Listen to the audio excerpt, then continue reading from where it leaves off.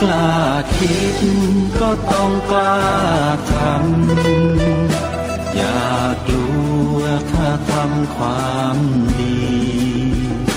เป็นศึกษาปัญหาให้ทันท่วงทีเมืองไทยจะพัฒนากว่านี้รายการดีๆคดีโลกคดีธรรมขอรำพันบรรยายความคิดเครื่องหมายแห่งสีทั้งสามงามถนัดขาวคือบริสุทธิ์สีสวัสดิ์หมายพระไตรรัตน์และธรรมะคุ้มจิตไทยแดงคือโลหิตเราใสซึ่งยอมสละได้เพื่อรักษาชาติศาสนาน้ำเงินคือสีโสภาอันจอมประชาถ้าโปรดเป็นของส่วนองค์จากริ้วเข้าเป็นไตรรงค์จึงเป็นสีธงที่รักแห่งเราชาวไทยทหารอวตารนำไปยงยุทธวิชัยวิชิตก็ชูเกียรติสยามประเทศไทยที่เจริญมั่นคงมาได้จนถึงทุกวันนี้มิได้เกิดขึ้นจากความหวาดกลัวอย่างคลาดเขลาแต่บรรพบุรุษไทยของเราทุกยุคทุกสมัยล้วนแต่มีความกล้าหาญและชาญฉลาดปกป้องเอกราชสร้างชาติให้เกิดความมั่นคงโดยมีธงแห่งพระไตรรัตน์เป็นเครื่องนำชัยจึงเป็นที่มาที่ไปของรายการคดีโลกคดีธรรมกล้าคิดก็ต้องกล้าทำอย่ากลัวถ้าทำความดีเป็นศึกษาปัญหาให้ทันท่วงทีเมืองไทยจะพัฒนากว่านี้รายการดีๆคดีโลกคดีธรรมรายการดีๆคดีโลกคดี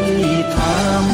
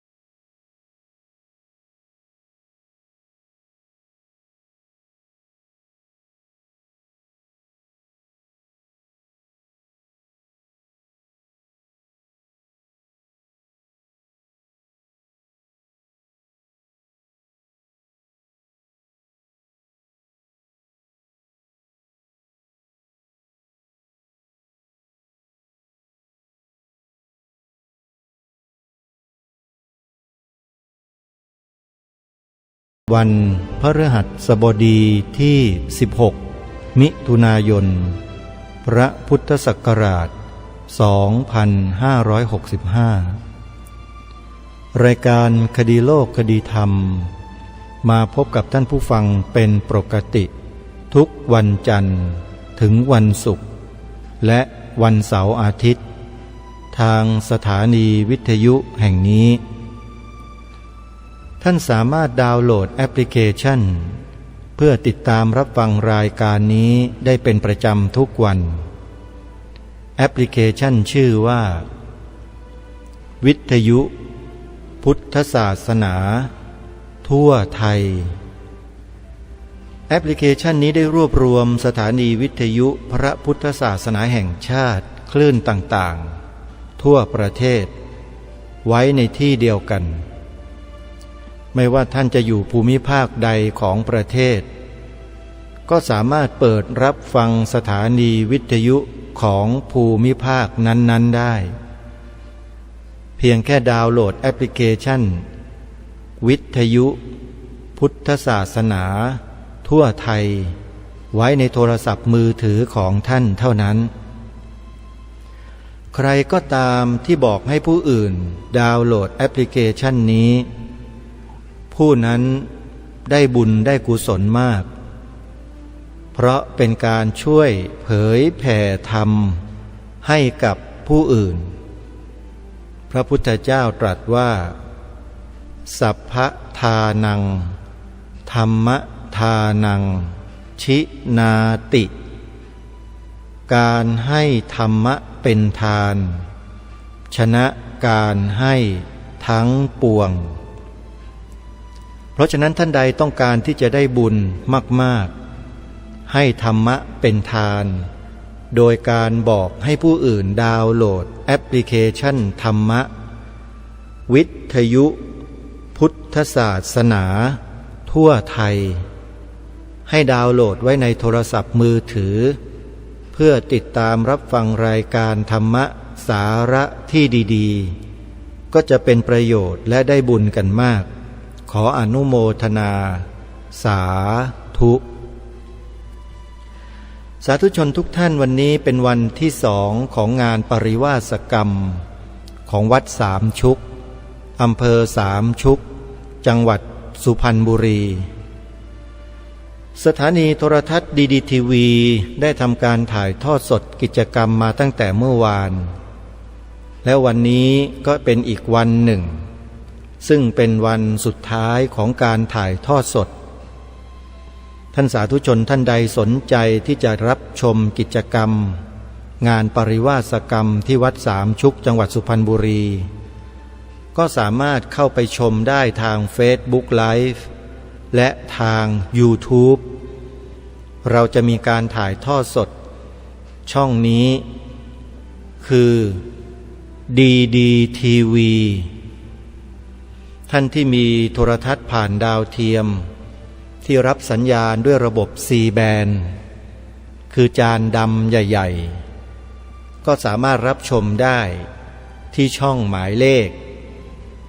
232นะหมายเลข232นะฮะหรือจะดูใน YouTube ใน Facebook Live ก็ได้ก็จะได้ชมได้ดูเนื้อหาสาระของรายการถ่ายทอดสดที่วัดสามชุกแห่งนี้ตลอดทั้งวันท่านสาธุชนทุกท่านงานบุญต่างๆในพระพุทธศาสนาเป็นแหล่งสร้างสมบุญญาบารมีสร้างสมบุญกุศลอย่างต่อเนื่องใครที่มีความสามารถทำบุญสร้างกุศลในวัดวาอารามได้อย่างต่อเนื่องถือว่าท่านผู้นั้นได้สร้างสมบารมีบุญกุศลให้กับชีวิตตนเองและครอบครัวตลอดเวลาการสั่งสมบุญนำสุขมาให้ซึ่งเป็นพระพุทธดำรัสขององค์สมเด็จพระบรมศาสดาสัมมาสัมพุทธเจ้าตรัสไว้สุโขปุญญัสสะอุจจโยการฟังธรรมเราก็ได้บุญได้กุศลจากการฟังผู้แสดงธรรมก็ได้บุญได้กุศลบอกให้ผู้อื่นฟังธรรมผู้บอกก็ได้บุญเป็นชั้นที่2และถ้าหากได้ทำบุญเพิ่มอีกก็ได้บุญชั้นที่3ชั้นที่4มากขึ้นมากขึ้นเพราะฉะนั้นการสั่งสมบุญการทำบุญนั้นมีแต่นำความสุขมาให้จริงๆคนที่เขาทำบุญนั้นเขามีความสุขส่วนคนที่ไม่ค่อยจะทำบุญ ดีแต่พูดดีแต่พูดพูดว่าพระว่าสงฆ์บอกไม่ให้คนนู้นถวายเงินถวายปัจจัยพระบอกว่าถวายแล้วเป็นบาปอย่างนั้นอย่างนี้พระสงฆ์ที่มีบัญชีเปิดบัญชีในธนาคารมันบอกว่าไม่ใช่พระสงฆ์บุคคลเหล่านี้เขาเรียกว่าพวกยุแยงตะแคงรั่วยุแยงตะแคงรั่วนะ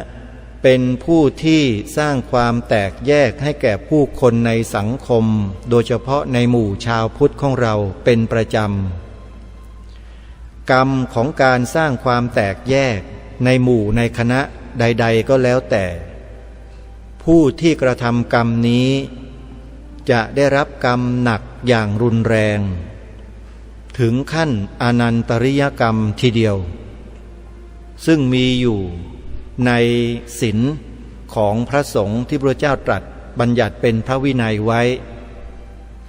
การยุยงให้สงฆ์แตกแยกเนี่ยถือว่าเป็นกรรมอันหนักตัวอย่างก็อย่างพระเทวทัตเป็นต้นแยกสงฆ์ออกเป็นสองฝ่ายแล้วก็บัญญัติในสิ่งที่พระพุทธองค์ไม่ทรงอนุญาตให้บัญญัติทำทีเป็นเคร่งไม่กินเนื้อสัตว์กินแต่ผักกินแต่ผลไม้อ้างว่าตัวเองยากจนแต่ที่ไหนได้เงินเต็มสำนักมากมายเป็นพันล้านหมื่นล้านไม่ยอมประกาศไม่ยอมบอกทำตัวเป็นคนยากคนจนทำเป็นพวกนักบวชสมถะแล้วก็ไม่โกนคิ้วห่มย้อมน้ำฝาดเที่ยวประกาศตนเองว่ายืนบรรลุธรรมตอนปัสสาวะในห้องน้ำอย่างเงี้ยไอ้แบบเนี้ยนะคนชอบกันนักหนาคนโง่ทั้งนั้นอาตมาภาพนี่เป็นคนที่พูดอะไรแล้วพูดตรงๆในวันนี้ตั้งใจจะเปิดธรรมบรรยายของพระอาจารย์วิทยากิจจวิชโชจากวัดป่าดอยแสงธรรมญาณสัมปันโนซึ่งถ้าเดาไม่ผิดท่านคือลูกศิษย์ของหลวงตาพระมหาบัวญาณสัมปันโนท่านได้ออกมาพูดให้กับสังคมได้รับรู้รับทราบถึงคนกลุ่มนี้คนจำนวนหนึ่งในสังคมไทยของเราที่ใช้สื่อโซเชียลเน็ตเวิร์กบ้างสื่อโทรทัศน์บ้างวิทยุบ้างเที่ยวออกมาเสี่ยมให้ชาวพุทธเราแตกแยกทะเลาะเบาะแว้งยุแย่ให้สงฆ์เราแตกแยกอยู่ตลอดเวลาโดยยกพระวินัยข้ออาบัติเล็กๆน้อยๆเพียงข้อเดียวมากล่าวโจมตีสงฆ์ให้เกิดความเสื่อมเสียอยู่ตลอดแล้วก็สร้างความเสื่อมศรัทธาให้กับบรรดาพุทธศาสนิกชนไทยของเรามาต่อเนื่องท่านพระอาจารย์วิทยากิจจวิชโชท่านเป็นพระสายวัดป่าสายธรรมยุทธแท้ๆท่านยังรับไม่ได้กับไอ้คนพวกนี้เลยท่านผู้ฟังและจะนับประสาอะไรพระอย่างอาตมาภาพล่ะยิ่งรับไม่ได้กว่าท่านเสียอีกเราเองเนี่ยเป็นพระนักศึกษาเป็นพระที่อยู่ในชุมชนอยู่กับบ้านญาติโยมใกล้ๆที่เขาเรียกว่าพระบ้านเราก็พยายามที่จะเก็บเนื้อเก็บตัวไม่แสดงตัวอยู่แบบสงบเงียบมานานแต่อยู่ๆมาก็มีคนมาแย่รังแตนคือมายุแยงตะแคงรั่วให้พระสงฆ์เราเนี่ยแตกแยกทะเลาะเบาะแว้งกันมายุแย่พระสายวัดป่าให้โจมตีพระสายวัดบ้านบ้างมายุให้พระสายวัดบ้านโจมตีสายพระป่าบ้างทำให้เกิดความแตกแยกบาดหมางใจกันมาโดยตลอดพระเราที่ไม่มีภูมิธรรมไม่มีความรู้ไม่ได้ศึกษาเล่าเรียนและปฏิบัติมาก่อนก็หลงเป็นไปตามคำยุแย่ของคนพวกนี้แล้วก็สร้างวาทกรรมทะเลาะเบาะแว้งกันเรื่อยมาไม่ว่าจะเป็นพระในระดับไหนทั้งนั้นแหละที่เกิดความรู้สึกบาดหมางใจระหว่างกันเนี่ยผิดหมด ถือว่ากระทำความผิดคล้อยตามพวกยุแยงตะแคงรั่วเหล่านี้กันทั้งนั้นเลยมาณวันนี้เนี่ยครูบาอาจารย์ไม่ว่าจะสายวัดป่าไม่ว่าจะสายวัดบ้านเริ่มรู้และเข้าใจมากขึ้นแล้วว่าที่ผ่านมาเนี่ยพวกเราถูกยุแย่ให้แตกแยกกันมาโดยตลอดโดยคนบางกลุ่มบางพวกที่เอาพระวินัยของพระพุทธองค์ที่เป็นต้นบัญญัติมากล่าวโจมตีพระสงฆ์เราไม่ว่าจะสายวัดบ้านสายวัดป่าโดนกันทั้งขึ้นทั้งร่องโดนหมดเลยพอเรารู้ตัวคนพวกนี้ว่าเป็นผู้ยุแยงตะแคงรั่วให้เราแตกแยกกันทะเลาะกันเราก็เริ่มเข้าใจสถานการณ์แล้วก็เริ่มออกมาพูดออกมากล่าวออกมาแสดงมาเตือนญาติโยมพุทธบริษัทของเราว่าให้ระมัดระวังคนพวกนี้ให้ดีมันแฝงตัวเข้ามาเป็นชาวพุทธเหมือนเรานี่แหละแล้วก็มาอาศัยคำสอนของพระพุทธเจ้า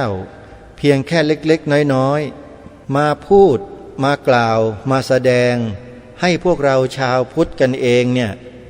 ทะเลาะเบาะแว้งแตกแยกกันระเนระนาดมาพักใหญ่เลยทีเดียวครูบาอาจารย์เหล่านี้ไม่ว่าจะเป็นสายป่าสายธรรมยุทธสายวัดบ้านสายมหานิกายเนี่ยเริ่มเข้าใจเห็นอกเห็นใจซึ่งกันและกันมากขึ้นก็เลยรวมตัวกันนะใช้วาจา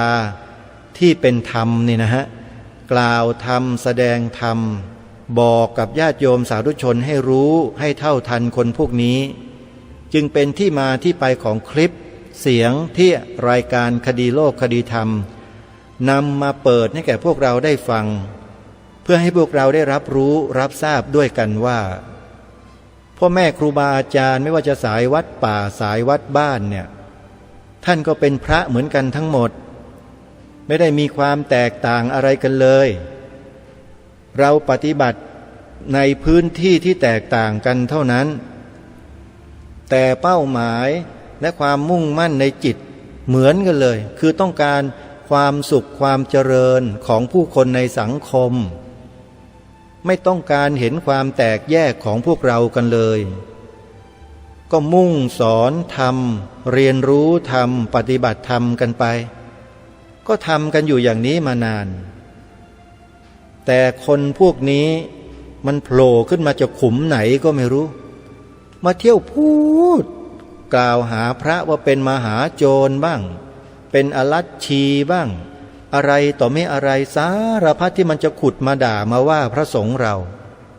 โดยอาศัยหลักธรรมของพระพุทธเจ้านั่นแหละมาทำลายพระสงฆ์องค์สามเณรพวกเรากันตลอดซึ่งนับตั้งแต่บัดนี้เป็นต้นไปขอฝากพวกเราทุกท่านที่เป็นพุทธบริษัททั้งฝ่ายบรรพชิตและฝ่ายคฤหัสถ์ญาติโยมอย่าไปหลงเชื่อ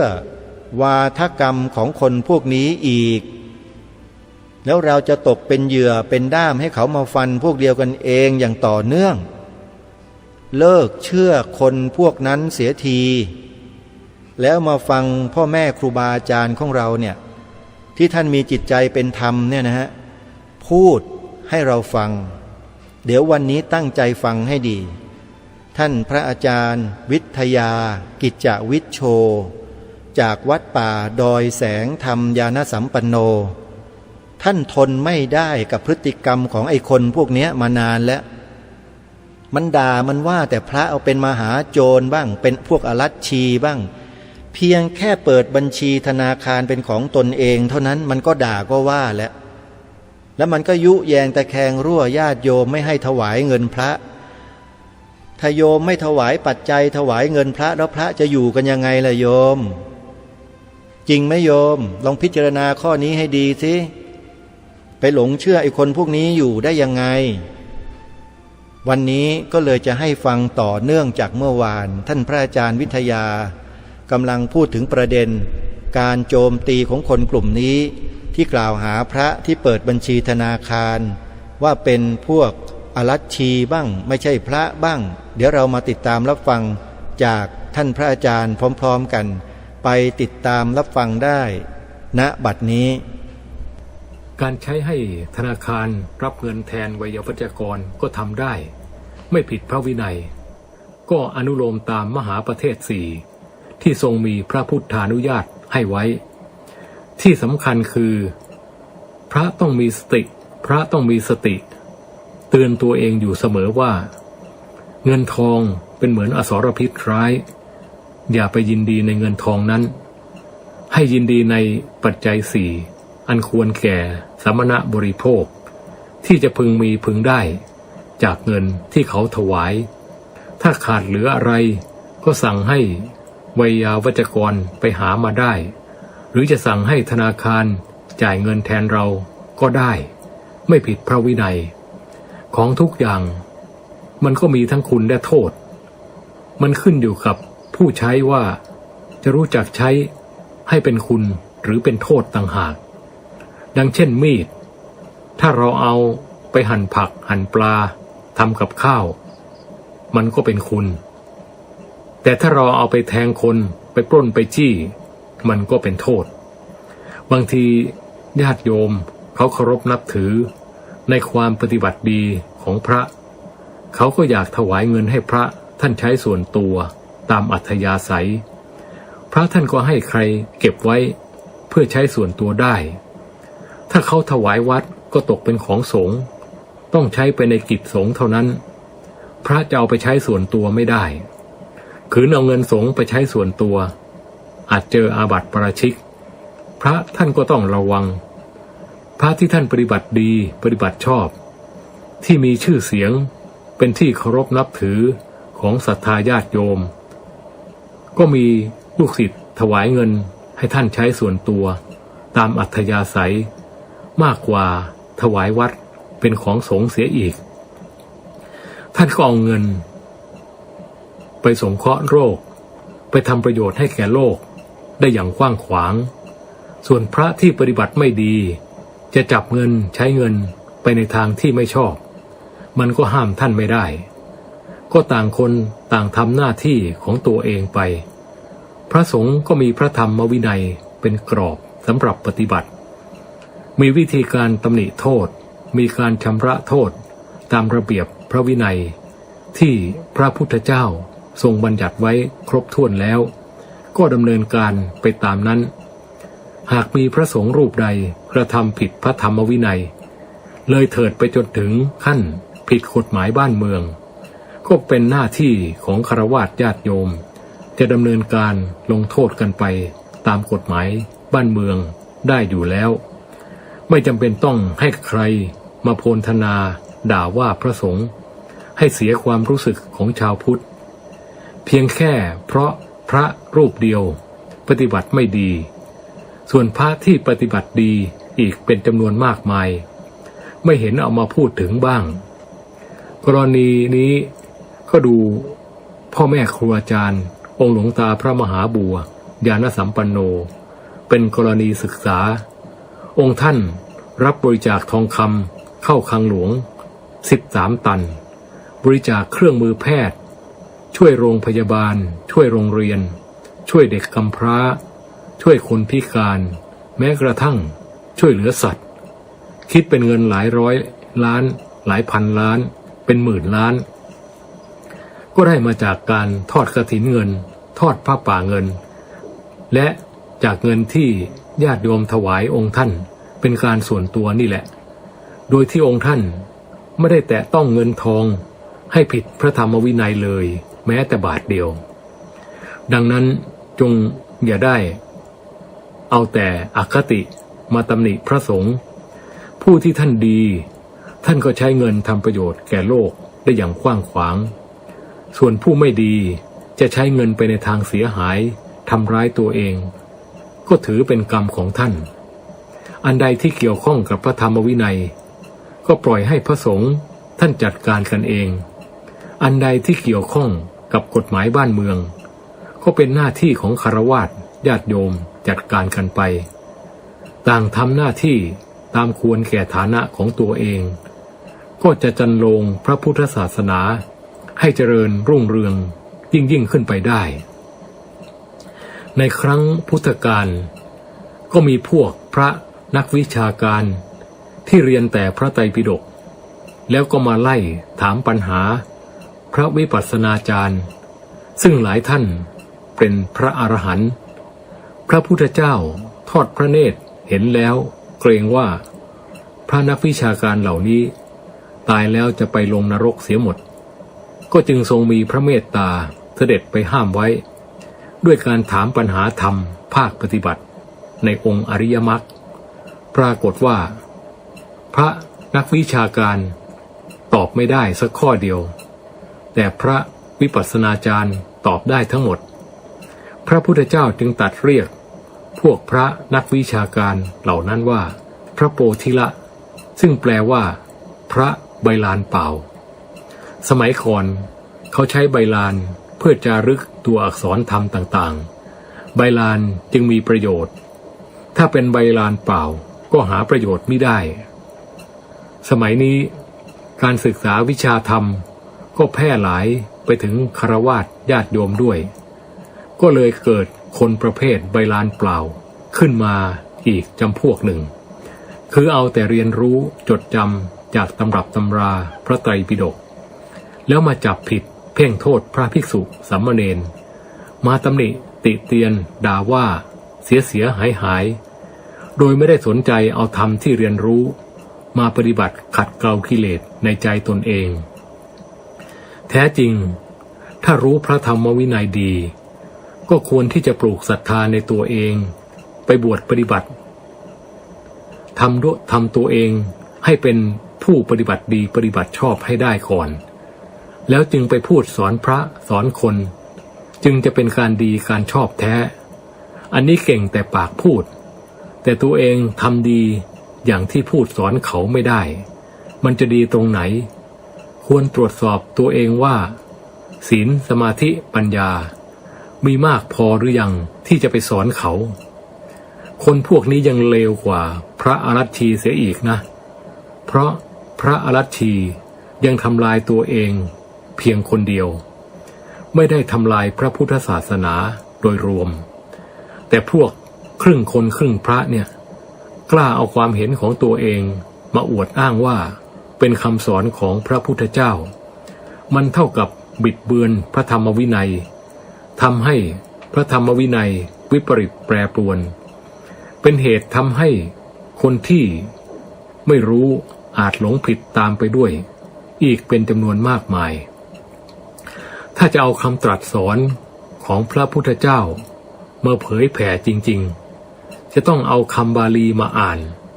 เพราะคำบาลีนั้นตายตัวแล้วไม่มีเปลี่ยนแปลงจะพูดให้ขาดหรือเกินไปแม้เพียงคำเดียวก็ไม่ได้ท่านจดจารึกไว้อย่างไรต้องเอาตามนั้นจากนั้นจึงเอาคำแปลที่คณะสงฆ์รับรองว่าแปลถูกต้องแล้วมาอ่านเผยแพร่ไปตามตัวอักษรใครจะต่อเติมเสริมแต่งเอาความเห็นของตัวเองใส่ลงไปไม่ได้หรือจะตัดทอนให้ขาดความก็ไม่ได้ท่านแปลไว้อย่างไรต้องยกมาอย่างนั้นจากนั้นหากจะอธิบายขยายความเพิ่มเติมอย่างไรต้องบอกให้รู้ว่านี่เป็นความเห็นส่วนตัวของผู้บรรยายมิใช่คำตรัสของพระพุทธเจ้ามิใช่พุทธพจน์แล้วจะอธิบายว่าอย่างไรก็แยกออกจากคำตรัสของพระพุทธเจ้าให้ชัดเจนเช่นนี้ชื่อว่าเคารพพระพุทธเจ้าเคารพพระธรรมเคารพพระสงฆ์ไม่เอามาปะปนกันกับคำพูดของตัวเองแต่พวกชอบอวดอ้างคำของพระพุทธเจ้าจะเอาความเห็นของตัวเองขยายความปนเปื้อนเข้าไปแล้วบอกว่าเป็นคำของพระพุทธเจ้านี่แหละชื่อว่าสัตธรรมปฏิรูปเพราะทำให้คำตรัสของพระพุทธเจ้าวิปราชไปตามความเห็นผิดของผู้บรรยายผู้เคารพพระพุทธเจ้าผู้ปฏิบัติธรรมแท้ไม่มีใครกล้าทำอย่างนั้นเคยฟังพระสงฆ์เทศไหมท่านจะตั้งนะโม3 จบแล้วยกพุทธภาษิตขึ้นเป็นภาษาบาลีพร้อมทั้งคำแปลจากนั้นท่านจึงบอกว่าบัดนี้อาตมาภาพจะได้บรรยายขยายความพุทธภาษิตที่ยกไว้ณเบื้องต้นให้ท่านทั้งหลายได้สดับ พอเป็นเครื่องเตือนจิตเตือนใจให้เกิดสัมมาปฏิบัติต่อไปประมาณนี้นี่เรียกว่าเคารพในพระพุทธเจ้าเคารพในพระธรรมเคารพในพระสงฆ์แยกแยะให้เห็นอย่างชัดเจน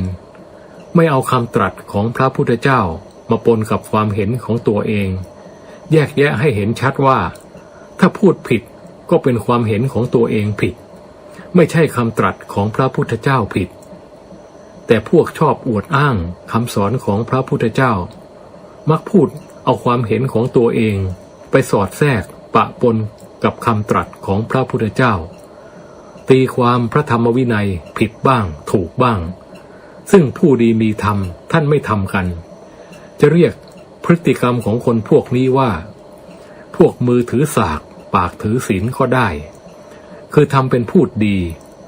แต่ไม่ทำดีอย่างที่พูดชอบอวดอ้างปลอมปนคำสอนของพระพุทธเจ้าทำให้พระธรรมวินัยวิปลาสคลาดเคลื่อนก็เพราะคนจำพวกนี้นี่เองธรรมท่านสอนให้ตำหนิติเตียนตัวเองไม่ให้ตำหนิผู้อื่น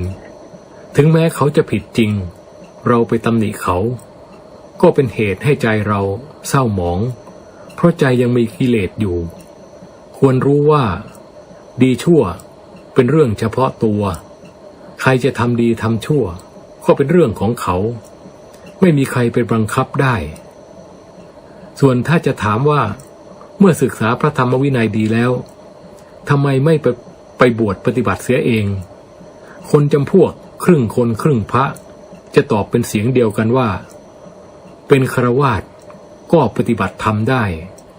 การสืบทอดศาสนาทำได้หลายทางไม่จำเป็นต้องไปบวชเป็นพระก็ทำประโยชน์ได้มักอ้างว่าในครั้งพุทธกาลฆราวาสบรรลุธรรมเป็นพระอริยเจ้าก็มีเยอะแยะไปเช่นเบญทกะเศรษฐีธนนชัยเศรษฐีอนาถบิณฑิกะเศรษฐีนางวิสาขามหาอุบาสิกาหรือจิตตคฤหบดีหรือสันตติมหาอมาตย์และอีกหลายท่านล้วนเป็นพระอริยเจ้าได้เล่นเปรียบเทียบกับมหาอุบาสกมหาอุบาสิกาเลยทีเดียวไม่เข้าใจเลยหรือว่าพวกท่านเหล่านั้นล้วนสร้างบารมีมาเต็มเปี่ยมแล้วเพื่อมาเป็นอุปถากพระพุทธเจ้าไม่ได้สาธารณะแก่บุคคลทั่วไปคนที่สร้างบารมีมาแก่กล้าแล้วเห็นปานนี้จนถึงขั้นพร้อมที่จะบรรลุธรรมเขายิ่งเคารพในพระพุทธพระธรรมพระสงฆ์อย่างลึกซึ้งเขาจะไปพูดอะไรในเชิงตำหนิติเตียนพระสงฆ์ที่จะทำให้พระไตรสรณคมในใจเศร้าหมองอย่างเด็ดขาดหยุดเถอะพระธรรมวินัยเป็นองค์แทนพระศาสดาท่านประกาศสอนโลกเพื่อให้นำไปใช้สำรอกปอกกิเลสในใจตนเองไม่ได้ให้ไว้เพื่อให้ใครเอาไปเป็นอาวุธทิ่มแทงคนอื่นอย่าเอาความเห็นของตัวเองที่ยังมีกิเลสเต็มหัวไปอวดอ้างว่าเป็นคำสอนของพระพุทธเจ้าแล้วทำให้คนหลงผิดไปตามๆกันอย่างมากมายทุกวันนี้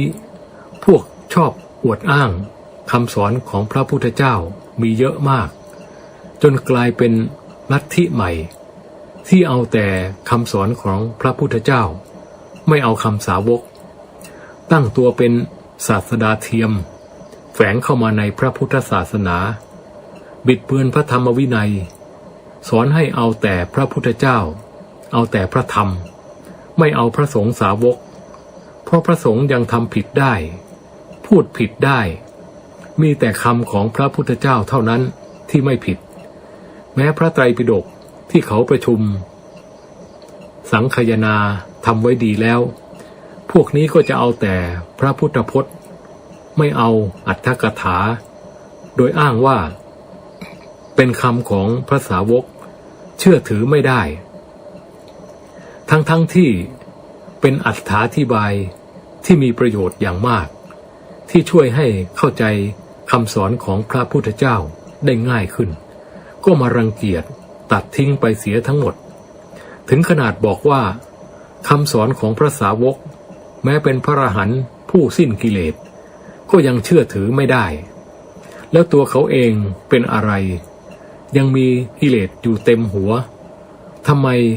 คนจึงต้องไปเชื่อถือเขาเพียงแค่จำคำสอนของพระพุทธเจ้ามาได้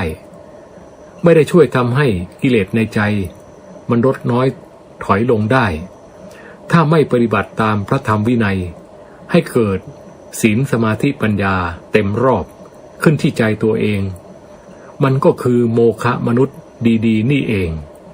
ชาวพุทธต้องเข้าใจคำว่าพระสงฆ์หมายถึงสมมุติสงฆ์และอริยสงฆ์รวมกันจะขาดอย่างใดอย่างหนึ่งไปไม่ได้สมมุติสงฆ์คือผู้ที่ขอบรรพชาอุปสมบทเป็นพระภิกษุในพระธรรมวินัยนี้โดยถูกต้องตามพระบรมพุทธานุญาตเบื้องต้นท่านก็ยังมีกิเลสเหมือนปุถุชนคนทั่วไปก็ทำผิดได้พูดผิดได้ตราบใดที่ท่านไม่เป็นอาบัติปาราชิกท่านก็ยังเป็นพระสมบูรณ์อยู่ยังแก้ไขตัวเองให้ดีได้อยู่พระพุทธเจ้าท่านให้โอกาสให้ปรงอาบัติได้สำนึกผิดได้ออกจากอาบัติได้มิใช่เห็นพระท่านทำไม่ดีบ้างพูดไม่ดีบ้างก็จะประหารชีวิตเอากันจนตายไปเลยต่อไปจะไม่มีพระสงฆ์ให้กราบไหว้แล้วนะคงต้องไปกราบตู้พระไตรปิฎกแทน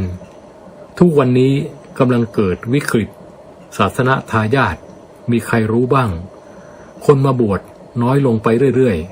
ๆส่วนพระพุทธรูปบางสำนักเขาก็สอนไม่ให้กราบไม่ให้ไหว้เขาก็อ้างว่าพระพุทธเจ้าไม่เคยตรัสสอนให้ทำรูปเหมือนของพระองค์ไม่ให้ยึดติดในรูปวัตถุมีแต่ตรัสสอนให้ถือพระธรรมวินัยเป็นองค์แทนพระศาสดาในการที่พระองค์ล่วงลับไปแล้วนักปราชญ์โบราณท่านสร้างพระพุทธรูปตามมหาบุรุษลักษณะ32ประการกับอนุพยัญชนะ80เพื่อเป็นองค์แทนพระศาสดาให้เห็นได้เป็นรูปธรรมจะได้กราบไหว้เพื่อน้อมรำลึกถึงพระคุณของพระพุทธเจ้าคือพระปัญญาคุณพระบริสุทธิคุณพระมหากรุณาคุณเป็นสักขีพยานทางตาก็ดีกว่าไม่เห็นอะไรเลยก็ถือเป็นการดีการชอบแล้วก็มีแต่พวกทิฏฐิวิปลาสนี่แหละที่รังเกียจการกราบไหว้พระพุทธรูปจะให้เอาแต่พระธรรมวินัยที่เป็นองค์แทนพระศาสดาก็พระธรรมวินัยเป็นนามธรรมเป็นของละเอียดลึกซึ้งคัมภีรภาพที่เห็นได้ยากมิใช่ใครๆจะเห็นได้อย่างง่ายๆผู้ที่จะเห็นได้ก็ต้องเป็นผู้บรรลุธรรมเท่านั้นสมดังที่พระพุทธองค์ตรัสว่าผู้ใดเห็นธรรมผู้นั้นเห็นเราตถาคตดังนั้นเมื่อยังไม่มีดวงตาเห็นธรรมก็ไม่อาจเห็นพระธรรมวินัยแท้ไม่อาจเห็นพระพุทธเจ้าแท้ได้เลยนักปราชญ์โบราณจึงสร้างพระพุทธรูปสมมุติให้เป็นองค์แทนพระบรมศาสดาให้เห็นเป็นสักขีพยานทางตาไปก่อนเพื่อกราบไหว้แสดงความเคารพนับถือด้วยกิริยาทางกายอันเป็นสมมุติสอดรับกันเพื่อเป็นเครื่องรำลึกนึกถึงพระคุณอันประเสริฐของพระพุทธเจ้าก็ถือเป็นการสมควรแล้วชาวพุทธจงอย่าตกเป็นเหยื่อความโง่ของนักปราชญ์เทียมพวกนี้ต้องเข้าใจว่าการเข้าถึงพระไตรสรณคมมี3คือพระพุทธพระธรรมพระสงฆ์แต่คนจำพวกครึ่งคนครึ่งพระเขาจะเอาแต่พระพุทธกับพระธรรมส่วนพระสงฆ์ก็จะเอาแต่พระอริยเจ้าไม่เอาสมมุติสงฆ์ถ้ายังเป็นสมมุติสงฆ์ยังไม่ใช่พระอริยเจ้าเขาจะไม่ค่อยเคารพศรัทธายิ่งถ้าทำอะไรผิดให้เห็นเขาก็จะไม่เคารพนับถือเอาเลยไม่กราบไม่ไหว้สมมุติสงฆ์ศาสนาพุทธเดินทางมาถึงจุดนี้แล้ว ส่วนเขาจะเอาอะไรมาเป็นเครื่องวัดความเป็นพระอริยเจ้าก็ไม่รู้จริงๆน่าจะคาดเดาไปตามความรู้สึกของตัวเองมั้งเพราะผู้เป็นพระอริยเจ้าแท้ท่านก็ไม่ได้เขียนใส่หน้าผากเอาไว้ก็เลยเป็นเหตุให้เกิดขบวนการปั้นพระอริยเจ้าแข่งกันขึ้นมาอวดอ้างคุณวิเศษ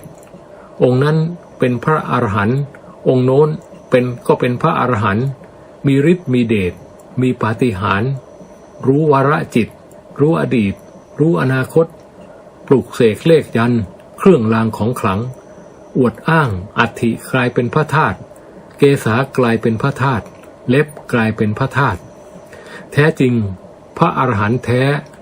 ท่านจะไม่แสดงกริยาใดๆให้ใครรู้คุณธรรมภายในใจของท่านเลยนอกจากการแสดงธรรมไปตามสมควรแก่เหตุเพื่อประโยชน์ของผู้ฟังที่ควรจะได้ยินได้ฟังเท่านั้นแต่เมื่อใครได้ฟังธรรมที่ท่านแสดงแล้วก็เข้าใจได้เองเพราะเนื้อธรรมที่ท่านแสดงนั้นมันฟ้องอยู่โดยธรรมชาติท่านไม่มีเจตนาที่จะโอ้อวดคุณธรรมใดๆเลยก็ไม่รู้จะไปโทษใครมันเป็นธรรมชาติของกลไกการตลาดเมื่อมีดีมานด์ความต้องการก็ต้องมีซัพพลายผู้ผลิตเป็นธรรมดาการจะรู้ว่าใครเป็นพระอริยเจ้าได้ก็มีแต่พระอริยเจ้าด้วยกันเท่านั้นก็อยากจะเตือนชาวพุทธว่าไม่จำเป็นต้องเอาครูบาอาจารย์มาอวดอ้างสรรพคุณวิเศษให้มากเกินไปนักก็ได้มันจะตกเป็นเหยื่อของพวกเหลือบที่หากินกับศาสนาของดีของแท้ไม่จำเป็นต้องโฆษณาอย่าเอาครูบาอาจารย์มาเป็นสินค้ามันเสียความเคารพท่านทำเครื่องรางของขลังไว้เพื่อให้เราระลึกเป็นพุทธานุสติธรรมานุสติสังฆานุสติไม่ใช่ให้ไปตีมูลค่าเป็นตัวเงินส่วนใครจะนิยมตีมูลค่าเป็นตัวเงินสูงลิบลิ่วก็ยกให้เป็นเรื่องของเขาถ้าเรามุ่งหวังความเจริญในธรรมก็อย่าไปยุ่งกับเขาถือเสียว่าทางใครทางมันวงการพระเครื่องปลุกเสกเครื่องรางของขลังมันเป็นเรื่องของค่านิยมล้วนๆใครชอบก็ทำไปแต่ให้รู้ว่าจะขลังแค่ไหนก็หนีไม่พ้นตายรู้แค่นี้ก็พอแล้วแท้จริงพระอริยเจ้าก็ไปจากสมมุติสงฆ์ถ้าไม่มีสมมุติสงฆ์ก็ไม่มีพระอริยเจ้าก็สมมุติสงฆ์นี่แลเมื่อท่านปฏิบัติดีปฏิบัติชอบดำเนินไปตามศีลสมาธิปัญญาทำให้บริสุทธิ์บริบูรณ์จนสามารถกำจัดอาสวะกิเลสได้ขาดจากสันดานโดยบางส่วนบ้างโดยสิ้นเชิงบ้างก็สำเร็จเป็นพระโสดาบันพระสกทาคามีพระอนาคามีพระอรหันต์ดังนั้นพระสงฆ์จึงต้องมีทั้งสมมุติสงฆ์และอริยสงฆ์ควบคู่กันไป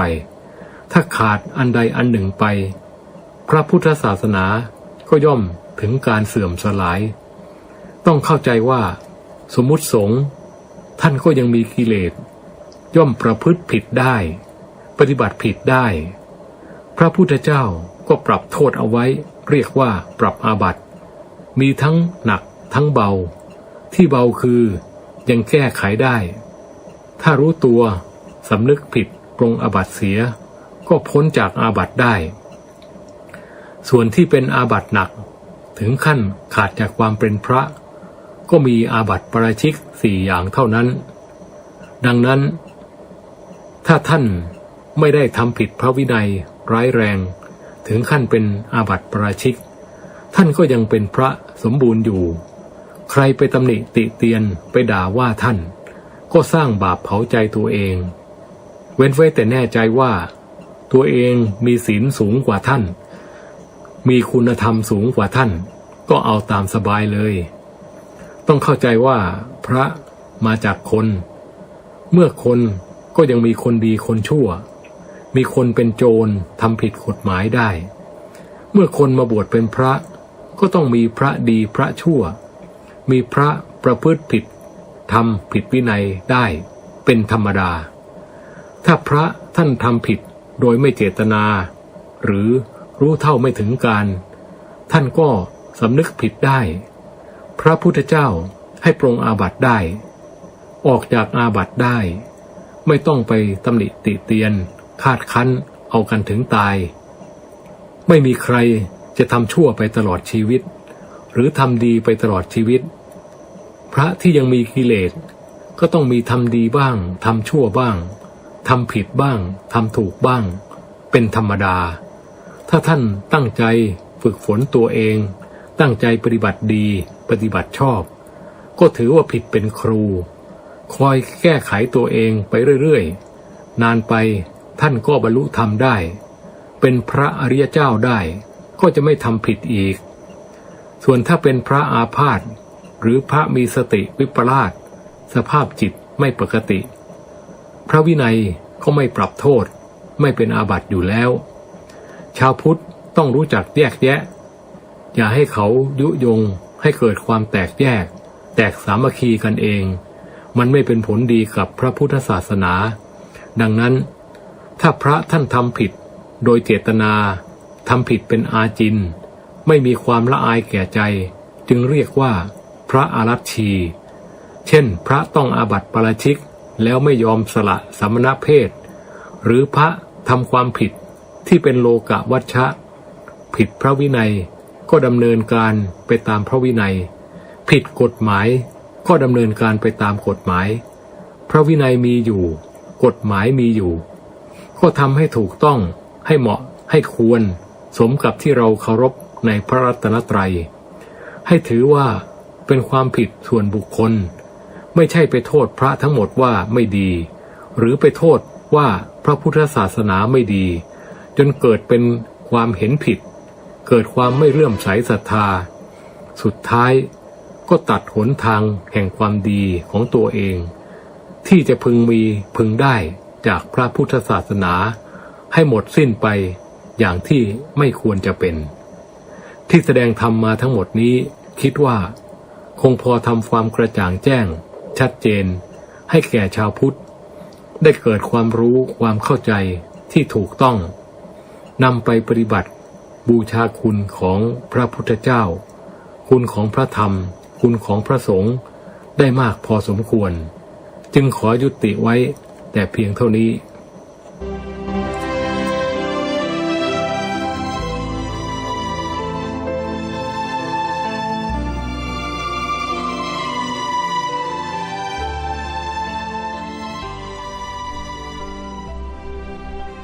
ท่านสาธุชนทุกท่านที่จบไปนั้นเป็นธรรมบรรยายของพระอาจารย์วิทยากิจจวิชโชจากวัดป่าดอยแสงธรรมญาณสัมปันโนซึ่งอาตมาภาพได้รับคลิปนี้มาจากไลน์ส่วนตัวมีคนส่งมาให้เมื่อฟังแล้วเห็นว่าเป็นประโยชน์ต่อชาวพุทธของเราในปัจจุบันมากก็เลยนำมาเปิดให้พวกเราได้สดับรับฟังกันซึ่งก็ถือว่าเป็นการต่อยอดจากพระมหาอุเทนปัญญาปริทัศน์ที่ได้พูดถึงพวกทูตเทวทัตทุจินซึ่งถือว่าเป็นกลุ่มเดียวกันกับที่ท่านพระอาจารย์วิทยากล่าวถึงในการแสดงธรรมครั้งนี้ที่คนกลุ่มนี้กล่าวโจทย์พระภิกษุสงฆ์ทั่วราชอาณาจักรว่าเป็นมหาโจรกันทั้งบ้านทั้งเมืองเพราะเพียงข้ออาบัติเล็กๆน้อยๆที่ไม่ถึงกับปาราชิกสักหน่อยแล้วการกระทำดังกล่าวนั้นก็ไม่ได้ขัดกับพระวินัยด้วยเพราะพระพุทธองค์ได้ทรงประทานมหาประเทศสี่ไว้ให้สมบูรณ์แล้วแต่คนพวกนี้ไม่เคยใส่ใจไม่เคยสนใจในพระวินัยของพระพุทธเจ้าอย่างแท้จริงจึงกล่าวโจมตีใส่ร้ายป้ายสีพระสงฆ์อยู่ตลอดต่อแต่นี้ไปขอให้ชาวพุทธเราทุกท่านทุกคนนั้นจงตระหนักถึงวาจาและคำพูดของคนกลุ่มนี้เอาไว้ อย่าไปหลงเชื่อเป็นอันขาดจะกลายเป็นบาปกรรมแก้ไม่มีที่สิ้นสุดและเมื่อตายไปจากโลกนี้แล้วจะต้องตกนรกอเวจีอย่างไม่ต้องสงสัยทีเดียวใครต้องการจะไปนรกอเวจีเหมือนคนกลุ่มนี้ก็สามารถเลือกได้ไม่ผิดแล้วก็ไม่มีใครห้ามแต่มีสิทธิ์ที่จะเป็นห่วงทุกท่านจึงนำสิ่งเหล่านี้มาเปิดให้ฟังโดยทั่วถึงกันวันนี้เวลาของรายการหมดลงแล้วอาตมาภาพต้องขอสมมุติยุติไว้แต่เพียงเท่านี้ไว้พบกันใหม่ในวันต่อไปขอความสุขความสวัสดีในธรรมแห่งองค์สมเด็จพระบรมศาสดาสัมมาสัมพุทธเจ้าจงปรากฏเกิดมีขึ้นในจิตใจของท่านผู้ฟังทุกท่านทุกคนเทินขอเจริญพรกล้าคิดก็ต้องกล้าทำอย่ากลัวถ้าทำความดีเป็นศึกษาปัญหาให้ทันท่วงทีเมืองไทยจะพัฒนากว่านี้รายการดีๆคดีโลกคดีธรรมขอรำพันบรรยายความคิดเครื่องหมายแห่งสีทั้งสามงามถนัดขาวคือบริสุทธิ์สีสวัสดิ์หมายพระไตรรัตน์และธรรมะคุ้มจิตไทยแดงคือโลหิตเราใสซึ่งยอมสละได้เพื่อรักษาชาติศาสนาน้ำเงินคือสีโสภาอันจอมกระชากถ้าโปรดเป็นของส่วนองค์จับริ้วเข้าเป็นไตรรงค์จึงเป็นสีธงที่รักแห่งเราชาวไทยทหารอวตารนำไปยงยุทธวิชัยวิชิตก็ชูเกียรติสยามประเทศไทยที่เจริญมั่นคงมาได้จนถึงทุกวันนี้มิได้เกิดขึ้นจากความหวาดกลัวอย่างคลาดเขลาแต่บรรพบุรุษไทยของเราทุกยุคทุกสมัยล้วนแต่มีความกล้าหาญและชาญฉลาดปกป้องเอกราชสร้างชาติให้เกิดความมั่นคงโดยมีธงแห่งพระไตรรัตน์เป็นเครื่องนำชัยจึงเป็นที่มาที่ไปของรายการคดีโลกคดีธรรมกล้าคิดก็ต้องกล้าทำอย่ากลัวถ้าทำความดีเร่งศึกษาปัญหาให้ทันท่วงทีเมืองไทยจะพัฒนากว่านี้รายการดีคดีโลกคดีธรรมรายการดีคดีโลกคดีธรรม